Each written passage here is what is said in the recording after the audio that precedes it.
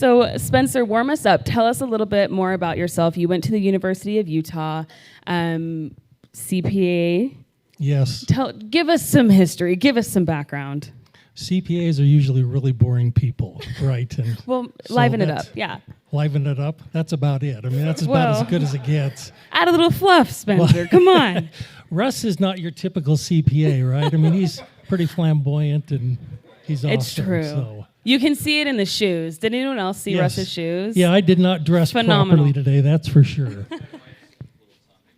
Good. It's good. So, Spencer, Maverik. Yes. I mean, this is obviously going to be a big focus of the conversation today. Yes. How did you get involved with Maverik? Maverik was one of my clients at Price Waterhouse, and I gained a great relationship with Mike Call, who was the grandson of the founder. And literally one night, he called me out of the blue and said, "Would you ever come work for us?" And I said, "No." And he said, "Why?" I said, "Because the only job I would want is your father's job. He's the CFO." He goes, "My father's retiring. I would like you to come work with us." I said, "Yes."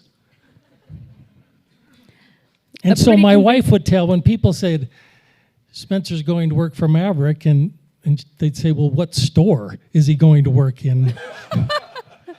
He said, "You know, that the pay's not that great, but they let you eat all you want if you work in the bakery or whatever." So free donuts in the morning. It's great. Yeah, fantastic. So you joined a family business because up to this point, Maverik was a family-run business, correct? Yep. So what was that experience like coming in as the first non-family officer into the business? It was really challenging. I got in there and found out that, you know, it was started in 1928 by Roll Call out of Afton, Wyoming. And he had really his family that was involved. His three brothers were running the company. After I'd been there a little bit, I remember sitting at a board meeting, and I probably shouldn't tell this story, but I was in a board meeting, and two of these brothers were shouting at each other and shoving each other. And I thought, what in the world have I gotten into? And after this, it was at a board meeting, and so Tom Welsh, who was on our board at the time, Tom said, "Time out. I want to talk to each of you individuals and see what's going on."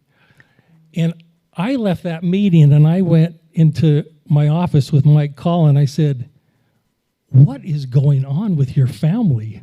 I said, "How come you didn't tell me about this before I came?" And he said, "If I had told you about this, would you have come?" And I said, "No." He says, "Exactly. And that's why I didn't tell you." Well, your work at Maverik was phenomenal. After you came in, 2002, when did you enter Maverik? 96. 96. And then 2002, Maverik had the lowest street price for gas. Yes. Yes? Historically, Maverik had always been the lowest price on gasoline.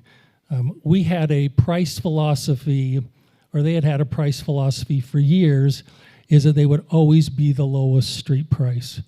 They had a cash price that was posted, and then they had a credit price that was posted. So they were always the lowest price. And it worked well until everybody entered the gas industry. Well, it was a really challenging time, right? Because a lot of people looked at Maverik as a discounter and as cheap gas. And people would say, "Well, I never buy my gas at Maverik." And I'd say, "Why?" And they said, "Because they put water in their gasoline." And I thought to myself, "You are an idiot." Because it's regulated by the EPA, and if you had gasoline, any little bit of gasoline or water in your gasoline, you would not get out of a parking lot. Okay, so there's a misconception about the there was quality. a huge misconception. Yes. And then at some point it became unfeasible to maintain the lowest price on the street because it got really competitive. Yes. So anybody that's old enough to remember Maverik in the 90s and early 2000s, it was a Western style store, and that worked for Wyoming and the grassroots of the company, but it never was updated. It had the cowboy of Maverik, it had Polly as sort of his girlfriend, and it had Leopold's Deli, and it was horrible, and it was run down, and really the only thing that we had to offer was the lowest price of gasoline. I'll tell you personally, I would have avoided at all costs. Yes, you're not the only one. Would have avoided at all costs. Yes. But you realized that there needed to be a rebrand. So how did you go about gathering the feedback? How did you gather the information that you needed to create the Maverik and the rebrand that we now know today? Well, what happened in 2002, there was, all of a sudden you had Albertsons getting into the gas business, you had Smith's getting into the gas business, you had Costco getting into the gas business. And they wanted our price. They wanted the volume, and so they came at our cash price. They were selling credit, but they wanted our cash prices, so they were posting a credit price that was matching our cash price. And we were getting slaughtered. I mean, we were losing volume, we were losing customers, our stores were way outdated. And in 2002, it was really difficult. There was one, I remember specifically in Bountiful, we were fighting against Costco, and we would always go down 2 cents, they would always follow us. We just keep going down. And we were selling gasoline at 20 cents below our cost. And it was just happening for weeks and weeks, and we were losing so much money. And we, as a management group, saw this, that we're in trouble. I mean, if we continue on this road, we're in trouble. So what did you do? You realized you were in trouble. Spencer, I'm trying to get you to get into the good stuff. Okay, I'm sorry. You know, Spencer? So listen, what did you do? Maverik is in the ruts. What are you going to do? Well, we clearly decided that we had to change things, and so we had to take a new approach to how you sell something that everybody else sells. I mean, everybody has convenience stores, right? We sell the same things. We sell Coke, we sell Frito-Lay, we sell the same stuff. And so we went through this process of, we had focus groups, and we would sit behind those glass windows, and there'd be probably 10 people. There'd be a moderator who would be talking to them, and they'd ask them questions. And we started to find out that they hated our stores. That, one of the things is we did not appeal to women at all. Women avoided Maverik. At all costs. Always, yes. They would go to Chevron, because Chevron had nice canopies, they were well lit. The stores, our stores, you did not have enough glass in front to see into the store. They did not feel safe in our stores. And so as a result, we started to find out things about ourselves that we did not like. And we knew we had to change. We had to go from the lowest price on the street to a destination. And so how did you arrive at the Maverik tagline? So we came up with the tagline, Maverik Adventures First Stop. And it really changed our entire company. And it's something that I would say to anybody that's running a company or building a company is, what is your focus? So we took a Maverik Adventures First Stop, and everything that we did, we ran it through this lens. Is it adventurous?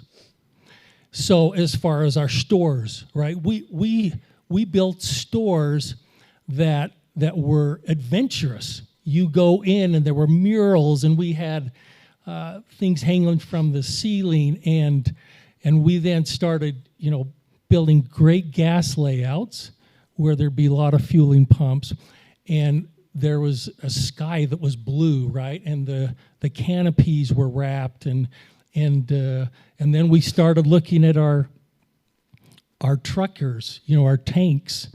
And our tanks had the silver, they were just nice. And we had a lot of resistance from people. From truckers, we had a huge resistance. They're like, I love my truck. It's silver, it's nice. When it's washed, it's so beautiful. And it's like, well, we're going to wrap it so that it shows Maverik and it shows this adventure, and it shows the Jeep and it's driving up on a rock there at Moab or whatever it is. And so we had a lot of resistance from a lot of people. But that tagline changed everything. When we looked at accounting or finance, human resources, was it adventurous? Our uniforms, what did we wear? Was it adventurous? It was just all about adventure. And that's what we went through. And it truly changed the destination of our company. And you guys paid such attention to detail, like to the point of ensuring you had a certain amount of parking stalls in the front. Yeah, so in 1999, we acquired 38 Circle K stores. So we had about 120 stores when I started, and all of them were run down. And in 1998, we acquired 38 Circle K locations. We thought it was a great acquisition. We didn't want people coming into the marketplace. We thought we could increase their gas sales. They had very strong store sales. And through that process, we learned a lot about us. And we also saw that we needed at least 20 to 25 parking stalls in front. Because if you look at some of our old style stores that are still out there, there's no parking. Customers hate that. There were times when we were selling at always the lowest price, and people would be out on the street trying to get into our parking lot to get the cheap gas. It was good gas, but it was the less expensive gas. And as a result, people couldn't get into our parking lots and into the stores, whereas where we had the margin. And so that was one of the things that we had to do. Am I getting into any good stuff yet? It's so good. Oh, you're it's sneezing great. about I'm it. Sneezing so about good. it. Yeah. Truly, it's You're great. Very mute. Thank it's you. phenomenal. Okay. All of these external changes that you made to Maverik, like you were making big changes. This is a family business that's been run a certain way, that has looked a certain way for years. Yep. And you guys came in and totally gutted it, redid it, right? Yes. And there were benefits. There were a lot of things that happened that were great for Maverik that we'll get into.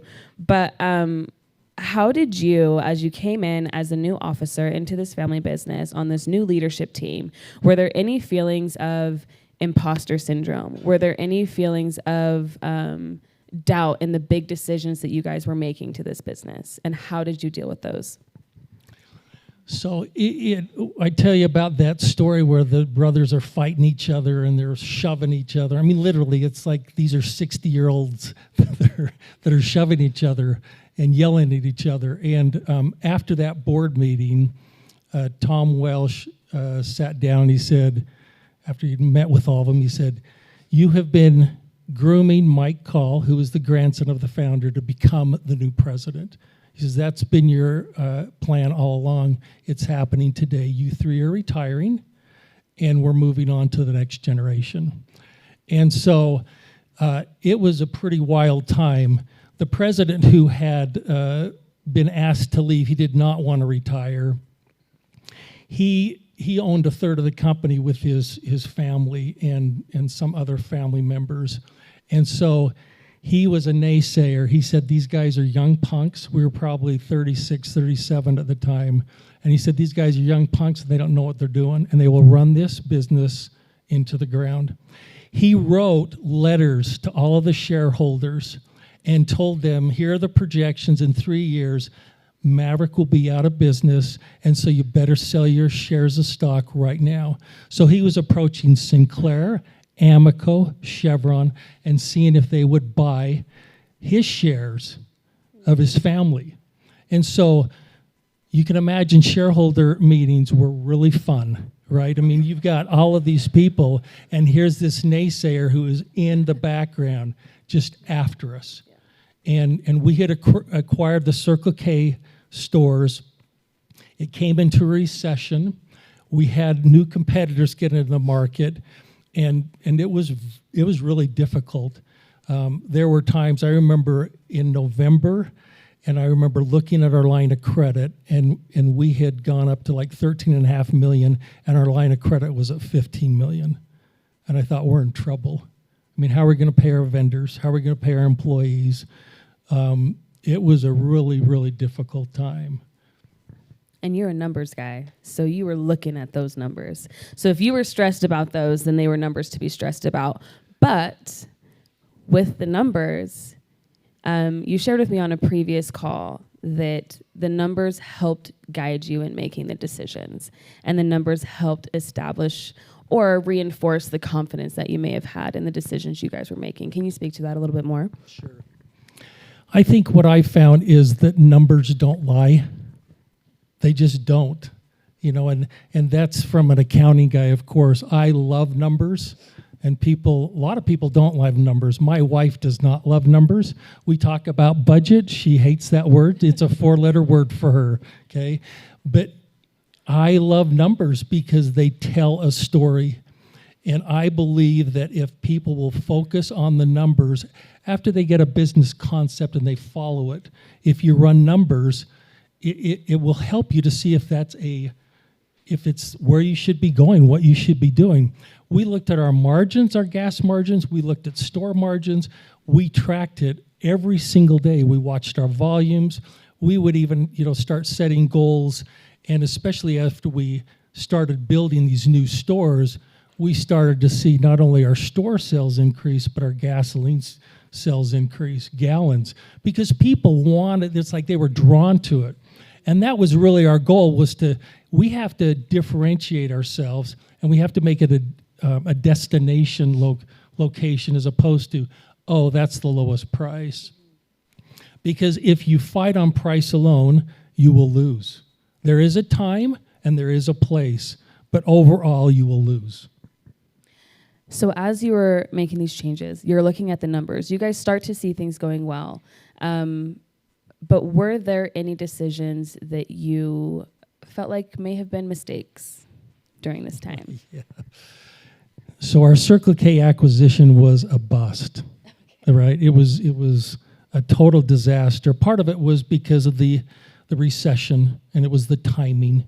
The other is that we just thought that what had happened there is that we could increase their gasoline sales because they weren't selling very much gasoline.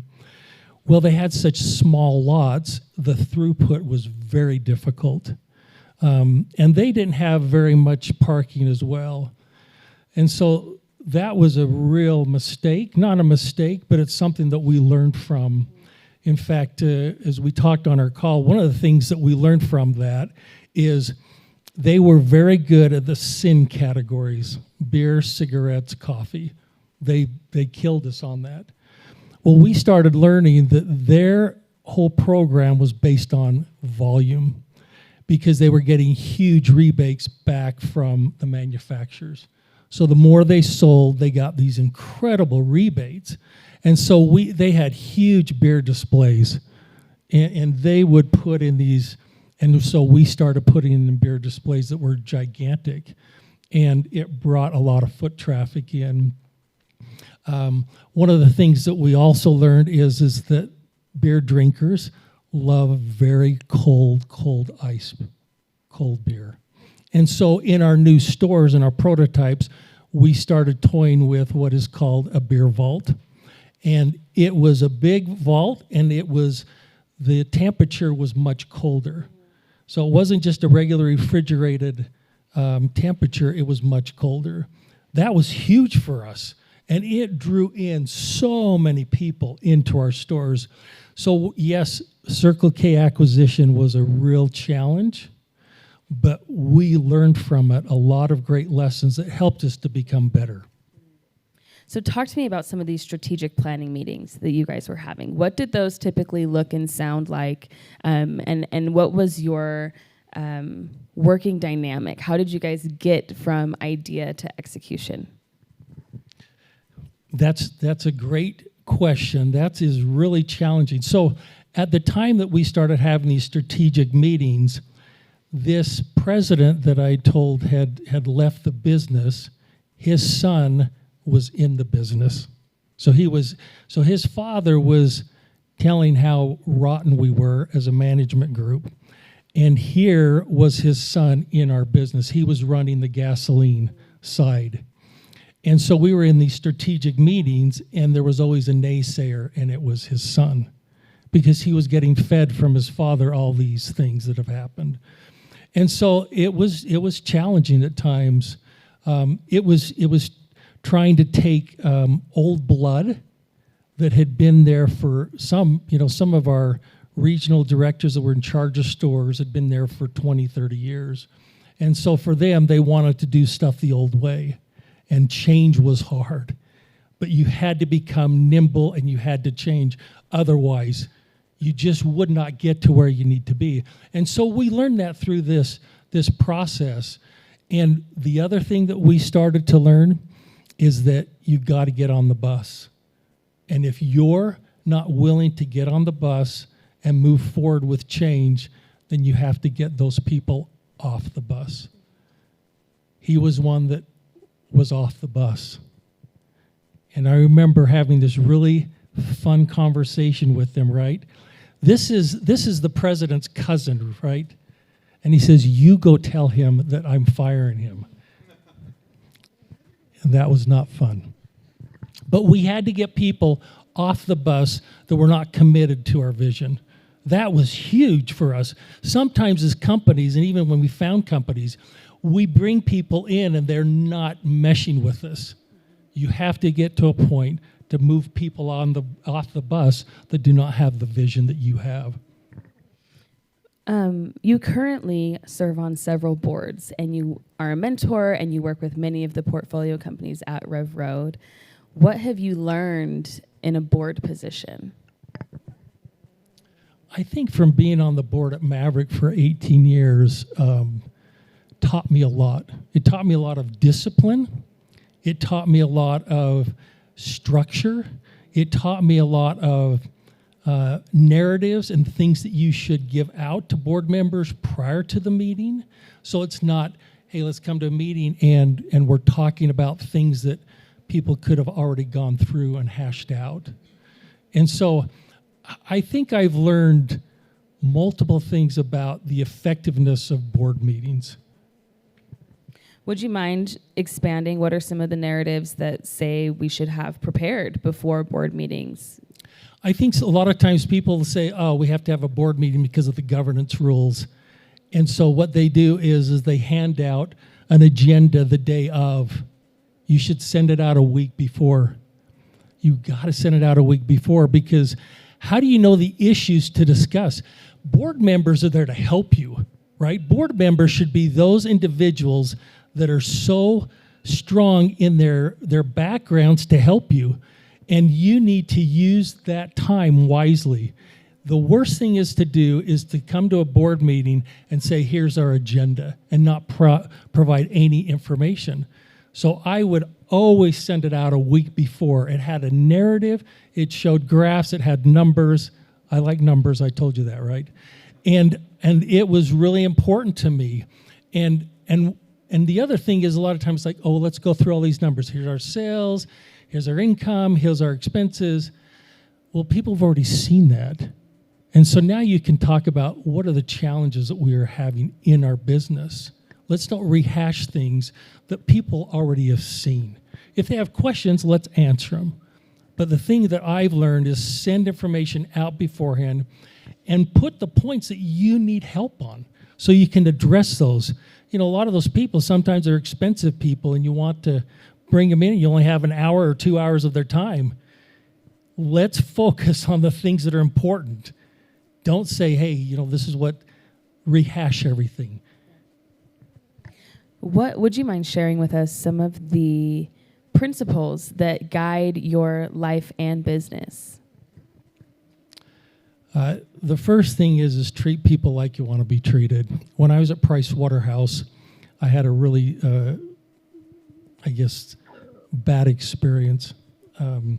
He was a very wealthy man, And I was a senior manager at the time, and a partner was there, and we were talking to this business owner, and we were there for an hour.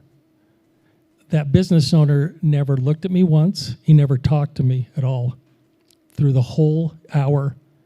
And I thought, I left that meeting, I thought, how dare you? Just because you have more money, just because you have more success, you have no right to treat me like that. And it's something that I've tried to instill in everything that I do, especially in business. And at Maverik, I told my employees, I said, obviously our number one priority is to get our work done. But the most important thing for you is to be happy in your job, and that is to take care of your family first.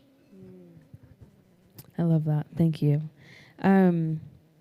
What advice do you have for entrepreneurs? What opportunities can we be looking for on the horizons? I think have passion for what you're doing, right? I mean, as I've been around Darren, I met Darren almost 2 years ago. Here's a guy that has passion. At first when I met him, I thought, is this guy for real? I mean, he has so much energy, and I think he smiles when he sleeps, right? I mean, I think he has that. But the other that I learned from him, and I think that a lot of people can learn, is that be genuine about what you mean and what you say. And what he says is what he means. So as we enter kind of a rockier economy, what advice do you have for entrepreneurs? What can they look forward to? What can we be excited about? I think going into recession is probably one of the greatest opportunities. One of the companies that I do work with here at RevRoad, I said they were very pessimistic about the future in some ways. Great people. And I said, this is so exciting. You are going into an era in which you can save companies money. I mean, that's the product that they're providing. I said, you should be so excited because people will start looking at budgets. Where can I cut? And you have a product that can come in and save them a lot more money. And so I think we should be optimistic. I think there's great opportunities on the horizon. Especially with a mentor who knows the numbers. That's exactly right. Yeah. I want to open it up for audience questions so we have enough time for people to ask their questions. But before I do that, is there anything else, any last drops of wisdom, any advice that you'd like to share? I just have fun. I mean, this is, really it changed our environment at Maverik. I mean, I would wear a suit or a tie. That was the environment. When we started dressing down and making it more adventurous, there was an older gentleman who would always wear a suit. And he looked at me and he goes, "Are you going to clean out your garage today?" I was like, "This is nice. These are nice slacks. This is a nice shirt." But he just looked at me as like, and so you had fun. And that's what the environment was, is it was a fun environment. It was a friendly environment. People loved to work with each other, and we just bounced off each other, and we took our strengths and we implemented them into the business. Spencer, thank you so much for taking the time with us today. One of the last questions we usually like to ask, which I kind of feel like you already answered, is what is something fun that your success has allowed you to do?